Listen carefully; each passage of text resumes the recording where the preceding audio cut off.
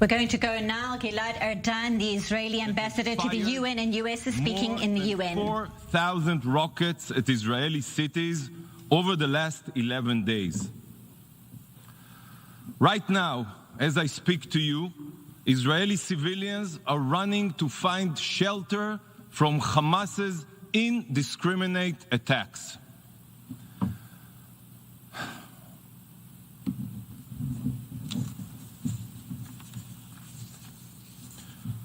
Here is a quote from the Hamas charter. Israel will exist and will continue to exist until Islam will obliterate it just as it obliterated others before it. And it continues. The day of judgment will not come until Muslims fight the Jews and kill them.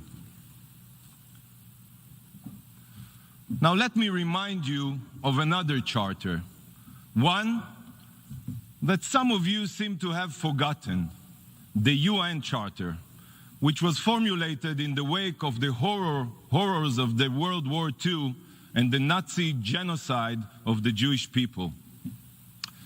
The Charter of the UN calls to, and I quote, reaffirm faith in fundamental human rights, practice tolerance, and maintain international peace and security. Sadly, in today's debate, we are not seeing a defense of the goals laid out for the UN, but rather an indifference to Hamas's charter, which, like the Nazis, is committed to the genocide of the Jewish people. We see an attempt to create a false moral equivalence, an immoral equivalence between Israel, a democracy that seeks peace and abides by international law, and a murderous terrorist organization with an ideology similar to ISIS that is carrying out the double war crime of firing at Israeli civilians while hiding its weapons behind Palestinian civilians, using them as human shields. This is what today's debate should be about. It is about who takes steps to support the values of the UN Charter and who takes steps to ignore the values of the Hamas Charter. It is about who is on the side of extremism and hate and who is on the side of moderation and dialogue.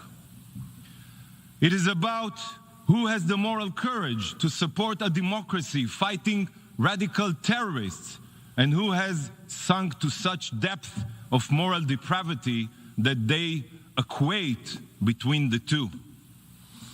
Every speaker here today that fails to unequivocally condemn Hamas, that fails to distinguish between Hamas's war crimes and Israel's self-defense, that chooses to demonize Israel rather than supporting its heroic efforts to dismantle Hamas's terrorist infrastructure, is only strengthening extremist forces, encouraging terrorist groups to use civilians as human shields, and undermining the chances for peace. For years now, Hamas has held Israeli citizens and the bodies of our soldiers hostage. It is outrageous that you not only fail to call Hamas a terror organization, but you also refuse to demand that our sons are returned to their families. Mr. President, it is really quite remarkable. You know, usually, as we all here know, the UN works slowly, very, very slowly. It took the General Assembly a few months to convene a discussion on the fight against COVID-19, from which millions around the world have died. But when it comes to holding a debate to pressure Israel and give a terrorist organization a free pass, you were able to convene after only 11 days. What a disgrace. Is this what the UN was established for? Are those your priorities? These debates in the General Assembly are always characterized by deception and lies. So let me share some simple but critical truths. Hamas targets civilians. Israel targets terrorists. Israel makes every effort to avoid civilian casualties. Hamas makes every effort to increase civilian casualties. Israelis and Palestinians, by the way. Israel uses its missiles to protect its children. Hamas uses its children to protect its missiles. Hamas's rockets are indiscriminate by design. They have struck Jewish towns, Arab cities, and Bedouin villages. They have killed Jewish and Muslim Israelis.